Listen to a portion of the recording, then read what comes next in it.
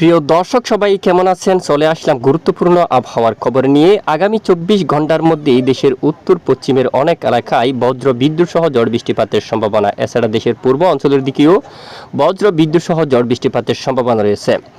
ইতিমধ্যে ঘূর্ণিঝড়ের চারপাশে প্রচণ্ড আকারে মেঘমালা সৃষ্টি হচ্ছে। এই বঙ্গোপসাগর বুকে তৈরি হতে যাচ্ছে আগামী 48 ঘন্টার মধ্যে নিম্নচাপ, যা পরবর্তীতে শক্তি বাড়িয়ে ঘূর্ণিঝড়ের রূপ নিতে পারে। যদি ঘূর্ণিঝড়ের রূপ নেয়, এই ঘূর্ণিঝড়টি কোন দিকে আগাবে অবশ্যই আমরা দেখিয়ে দেব, তো সম্পূর্ণ দেখবেন। আর কোন কোন জেলায় আগামী 24 ঘন্টার মধ্যে বৃষ্টিপাতের সতর্কতা উঠে আসছে, আবহাওয়ার কতটা পরিবর্তন আজও কাল সরাসরি লাইভ দেখাচ্ছি। অলরেডি ভিডিওটি শেষ পর্যন্ত দেখুন, ভালো লাগলে লাইক করুন। আর সবার আগে গুরুত্বপূর্ণ আবহাওয়ার খবর পেতে চ্যানেলটি সাবস্ক্রাইব করে পাশের বেল বাটনে ক্লিক করে রাখুন। আর ভিডিওটি কোন জেলা থেকে লাইভ দেখছেন কমেন্ট করে জানিয়ে দিন। প্রথমে বজ্র বৃষ্টি মোড আমরা একটু নজর রাখছি। আজ বুধবার 22শে মে নাগাদ দেখা যাচ্ছে দেশের বেশিরভাগ এলাকায় আকাশ আংশিক মেঘলা নিয়ে পরিষ্কার, তবে দক্ষিণের উপকূলীয় অঞ্চলে আর্দ্রতাজনিক গুমোট ব্যবসা গরম অব্যাহত রয়েছে। সিলেট বিভাগের বেশ কিছু এলাকায় আর্দ্রতাজনিক গুমোট ব্যবসা গরম অব্যাহত রয়েছে। আগামী 24 ঘন্টার মধ্যে এদিকে বৃষ্টিপাতের সম্ভাবনা। দক্ষিণের এই যে মায়ানমার উপকূলীয় অঞ্চলে বজ্র বিদ্যুৎ সহ বৃষ্টিপাতের সম্ভাবনা রয়েছে। পাশাপাশি চট্টগ্রাম বিভাগের দু একটি অঞ্চলে বিকেল থেকে রাতের মধ্যে বিক্ষিপ্ত ক্ষুদ্র ক্ষুদ্র মেঘ তৈরি হয়ে বজ্র বিদ্যুৎ সহ বৃষ্টিপাতের সম্ভাবনা রয়েছে, তবে সব জেলায় বৃষ্টিপাতের সম্ভাবনা নেই। খুলনা বরিশাল বিভাগের দু এক স্থানে ক্ষুদ্র ক্ষুদ্র মেঘ তৈরি হয়ে বিক্ষিপ্ত বৃষ্টিপাত থাকার সম্ভাবনা রয়েছে, তবে সব জেলায় বৃষ্টিপাত নেই। তবে এদিকে দেশের একদম পূর্ব অঞ্চলের দিকে মেহেরপুর, তারপর এদিকে কাথুয়ার দিকে, তারপর এখানে এর আশেপাশে আরও অনেক এলাকায় বজ্র বিদ্যুৎ সহ বৃষ্টিপাতের সম্ভাবনা রয়েছে। এদিকে মালদা, তারপর খড়গপুর, এখানে এই সমস্ত এলাকায় আমরা দেখি আপনাদেরকে একদম উত্তরে এখানে মেহেরপুর এই এলাকার দিকে, এবং এদিকে আরও রয়েছে দিনাজপুর, এই সমস্ত এলাকা জুড়ে কৃষ্ণগঞ্জ বজ্র বিদ্যুৎ সহ বৃষ্টিপাতের সম্ভাবনা। পূর্ণিয়া, বাগালপুর এই সমস্ত এলাকায় বজ্র বিদ্যুৎ সহ বৃষ্টিপাতের সম্ভাবনা রয়েছে।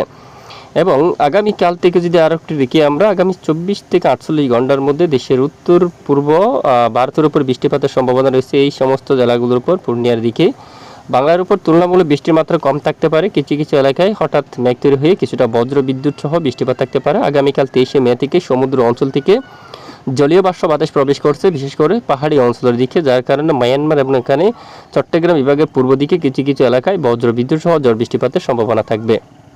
এবং এরপরে ধীরে ধীরে ঘূর্ণিঝড়ের শক্তি বাড়াচ্ছে, এবং ঘূর্ণিঝড়ের হাত ধরে এখানে উপকূলীয় মায়ানমার থেকে শুরু করে যে সমুদ্র অঞ্চলে মাঝারি থেকে ব্যাপক ভারী বৃষ্টিপাতের সম্ভাবনা থাকবে। আর ঘূর্ণিঝড়টি আমরা যদি একটু দেখি, ইতিমধ্যে দেখুন ঘূর্ণিঝড়ের কত বড় একটি এরিয়া রয়েছে। তো দেখা যাচ্ছে আবহাওয়ার এশিয়ান মূলত ইউরোপিয়ান মডেল থেকে দেখা যাচ্ছে এটি ধীরে ধীরে এই যে উত্তর দিকে অগ্রসর হচ্ছে। ঠিক এখান থেকে কিন্তু বাঁক নিয়ে এটি সরাসরি এই যে উত্তর দিকে অগ্রসর হয়ে বাংলাদেশের উপর এটি আগামী 26শে মে নাগাদ আঘাত করার সম্ভাবনা দেখা যাচ্ছে। বিশেষ করে বাংলাদেশের দক্ষিণের উপকূলীয় অঞ্চলে এটি সরাসরি আঘাত করার সম্ভাবনা।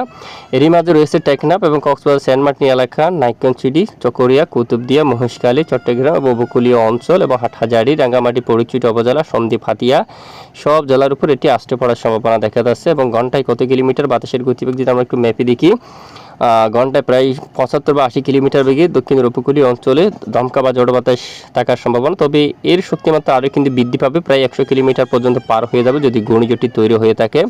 তবে আবহাওয়ার জিপিএস মডেল থেকে দেখা যাচ্ছে এটি সরাসরি এখানে চট্টগ্রাম বিভাগের উপর অথবা কক্সবাজার উপকূলীয় অঞ্চলে আঘাত করার সম্ভাবনা রয়েছে। যদি এখান থেকে বাঁক নেই তাহলে সোজা সরাসরি বরিশাল অথবা পশ্চিমবঙ্গের উপর চলে আসবে। তো দেখা যাক, এখনো পর্যন্ত ঘূর্ণিঝড়টি বঙ্গোপসাগর বুকে তৈরি হয়নি। ঘূর্ণিঝড়টি বঙ্গোপসাগর বুকে তৈরি হলেই অবশ্যই আমরা আপনাদেরকে আরও সঠিকভাবে জানানোর চেষ্টা করব, তো সঙ্গে থাকবেন। তো এই হচ্ছে মূলত বর্তমান একটি সংক্ষিপ্ত ওয়েদার রিপোর্ট। এতক্ষণ আমাদের সাথে থাকার জন্য ধন্যবাদ।